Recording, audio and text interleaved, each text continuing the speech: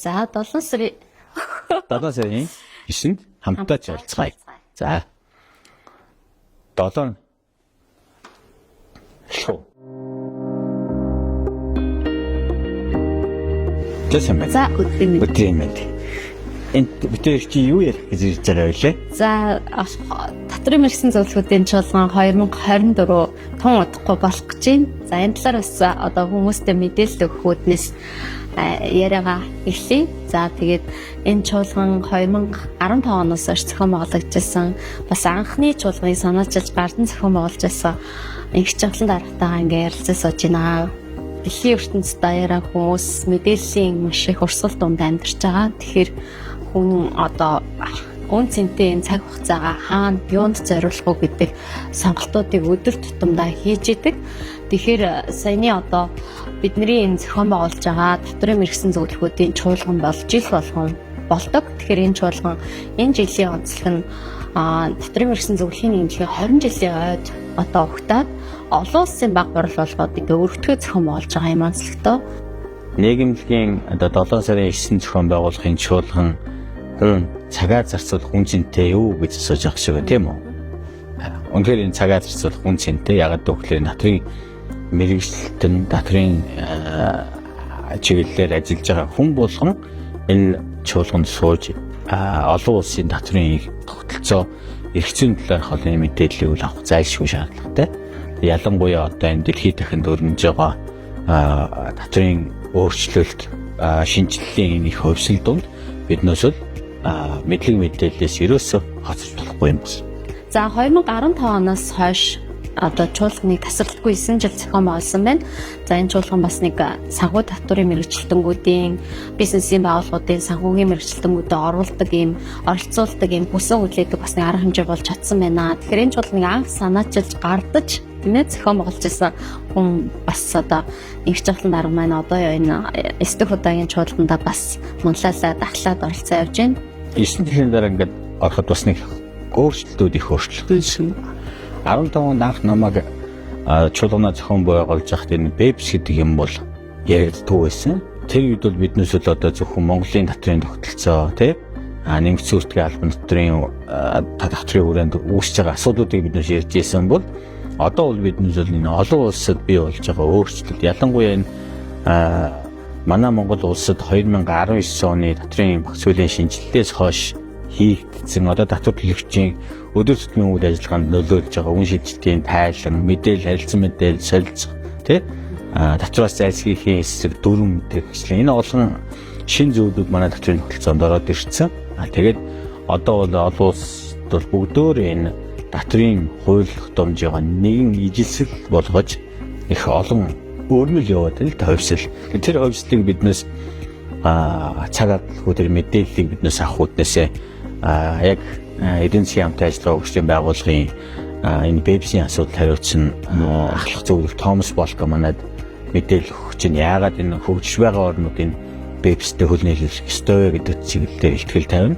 Дээрээс нь одоо доктортой хөгжлийн төлөвийн институтын татвар ба өрийн асуудал хариуцсан захирал Александра Редхед гэж мэрэгжилтэн энэ Эрдэс баялагын татвар ирээдүйд ямар байх вэ гэдэг чиглэлээр бас мэдээлэл өгж ихтгэл тавина. Тэгээ энэ мэтчлэн дандаа сонирхолтой дээрээс нь хүмүүст мэдлэг мэдээлэл болсон энэ мэдээллийг бас энэ чуулганаараа өгч байгаа нь бас 2015 оныхоос хойш онцлогтой болж байна. Тийм тэгээд чуулганыг бол татрын мэрэгсэн зөвлөхийн нэгдэлтэй хамтраад төрийн байгууллагууд, сангийн ам, татрын ерхийн газар, за хуульчдын холбоо, худалдаа хажууд төрийн тэгмээс бас төлөөллөд оролцож хамтран зохион байгуулж байгаа онцлог. За нийгмлэг 2004 оноос хойш үүсгэн байгуулагдаад үйл ажиллагаагаа явуулахдаа сургалт судалгаа татрын мэдлийг хүргэх ажлыг хийж ирсэн. Ингээд одоогоор 16 мянган суралцагч гишүүнтэй 1800 татрын мэрэгсэн зөвлөгтөө 40 орчим татрын зөвлөгөөлчлөгийг эрхэлдэг энэ компанитай үйл ажиллагаагаа явуулж байна. Энэ удаагийн чуулганыг бас бизнесийн байгууллагууд маань татрын зөвлөгөөтэй мөн одоо мэрэгчлэн санхүүгийн хүмүүсээ оролцуулахаар дэмжиж хамтарч ажиллаж байгаа нь бас талархалтай юм үйл явдал болж байгаа. Тэгээ уралцагчдын тоос хязгаартай байгаа. Sky Resort-ыг сонгосон шалтгаан нь бид нараас нэг агаар гэдэг байгаа тийм. Цэвэр агаар. Зуны дэлгэр цаг. Цэвэр агаар. Тэгээд дээрэс нь тэнд биднээс вакуумжин. Тэгээд вакуумжиж цэвэр агаар амьсгалангаа шинэ үеийн дотрын мэдээлэл авахын хажуугаар бас оройн явах гэдэг байгаа гэвэл Цэнгүүнтэй. За тэгэхээр санхүү дотрын мэргэжилтэнгүүдийг яг энэ одоо олон улсын үнцэнтэй мэдээллийг хүргэхэд нэг одоо өдрийг энэ үнцэнтэй дэлгэшнээс одоо баталгаатай их сурвалжийн мэдээллийг шууд одоо харилцаад авч байгаа нэг давуу талтай чуулганы онцлог байгаа тийм. Яг зөв. Энэ чуулганы төвчөө гэдэг ном. Тэгээ энэ номон дээр бол бүх татвар ихтгэл тавьж байгаа хүмүүсийн ихтгэлүүдийг эмхтгэхэд ном болгож ирсэн. Яг энэтэйгээ адилхан 2024 оны энэ хувилбараар энэ номыг бас бүх хүмүүстээ өгөхөөр илтгэлүүдээ бүгдийг авцсан. Монгол илтгэгчнэрийн илтгэлийг бол бүгдийн шиг оруулахаар бэлэн болцсон байна.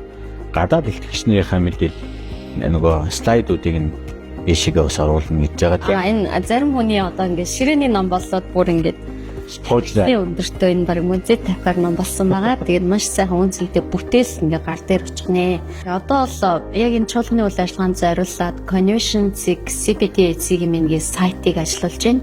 Энэ сайтаар бол ороод та бүх мэдээллийг авах боломжтой. Илтгэгч нарын мэдээлэлтэй бүртгэлээ яаж одоо чуулгандаа хөтөлбөрөө бас ингээ танилцах бүрэн боломжтой байгаа. Тэгэхээр тэндээс хараад орсон штеп та 7 сарын 5 хүртэл бүртгэхээр байгаа. Тэгэхээр одоо энэ богино хугацаанд бүртгэж оролцох хүмүүсийн маань тоо маань их хязгаартай байна. Өнөөдрийн байдлаар нэг 150 хүн бүртгэлээ хийгээд хураамжаа төлсөн байж чинь. Тэгэхээр хүмүүсийгээ бас яг итгэвтэй бүртгүүлээд нөгөө төрүүлж ирснийгээ биднес бүртгээд тэгээд нийт хамгийн дээдлээ бүртгэлийн тоо 500 хүрчих юм бол биднес бүртгэлээ хаахаас өөр аргагүй байхгүй. Яг л зохион байгуулж байгаа талбайгаа биднес аль болох том талбайтай Sky Resort-ыг сонгосон. Гэхдээ тэнд маань өөрөө 500 нэрээс гарч учраас нийт дотрын мэргэжсэн зөвлөхүүд маань идэвхтэй. Дээрээс нь энэ онцлог штэ нөө хуульчтай оролцохоор байгаа Монголын хуульчтай холбоотой хамтарч байна. Дээрээс нь бизнес жижиг дунд бизнес эрхлэгчнэр оролцохоор байна. Монголын үндэсний худалдаа аж үйлдвэрийн танхимтай хамтарч байна. Татвар төлөгч нар их оролцсон. Татврын ерөнхий газартай бид энэ сандарч байна. Тэгэхээр ерөнхийдөө энэ жилийн хүрээнд бол 500 хүнтэй энэ чуулган зохиолсон. Бүрэн нөхцөл бүрдэж идэв. Тэгэхээр хүмүүсийг одоо яараарай. Бид нар одоо ярилцж байгаа нь бид хоёр ч гэсэн бидний цаанаас ажлын хэсгийн гишүүд, дотрын мэргэжсэн зөвлөлийн эмнэлгийн гишүүд дэмжигчээд хамтран ажиллаж байгаа бизнесийн байгууллагууд, за мөн төрийн, хувийн хвшлийн байгууллагууд байгаа. Тэгээд тэр хүмүүстэй талархсан илэрхийлээд одоо бүгдээрээ 7 сарын 9-нд чуулцгаая. Дээрээс нь бас хийхэд нөгөө манай арга хэмжээг одоо ивент хичгээд ганцхан байгууллага жишээ бид байна л та. MCS гэдэг манай том төрөлхч байгаа. Энэ компани манай өөрөө өстө манай энэ арга хэмжээнд бол Platinum event хийж болсон. Тэгээ Platinum event хийжээс гадна бас 20 хүнийг өөрсдөө бүртгэлийн хураамжаа төлөөд ингээд оролцож байгаа. Тэгэхээр зөвхөн нэг байгууллагаас 20 хүн ороод аймаг болгоноос 20 хүн ороод тэгэхээр чи одоо 500-аас дээшээ гарчих гэдэг юм л да. Тэгэхээр 500 хүндээ зориулаад биднээс бүх юмаа төлөвлөж байгаа. Нэг ном маань 500% хэвлэгдэж байгаа. Ингрийн тэмдэг 500% хэвлэгдэж байгаа. За тэгээд өөр олон одоо хоол маань 500 хүндээ бэлтгэж байгаа. Концерт маань орой арга хэмжээ маань бас 500 хүнд бэлтгэж байгаа. Тэгэхээр энэ арга хэмжээ бас их сонирхолтой болгохын тулд бас бид хичээж байна. Тэгэхээр одоо амжилттай бүртгүүлэх хэрэгтэй. Тэгээ болоод өнгөрсний дараа энэ гоё үйл ажиллагаанд оролцдог байж гэж бодгоох те. 7 сарын 9-нд хамтдаа чуулцгаая. Хамтдаа 7 дугаар сарын 9-ний өдөр Sky Resort-д чуулцгаая.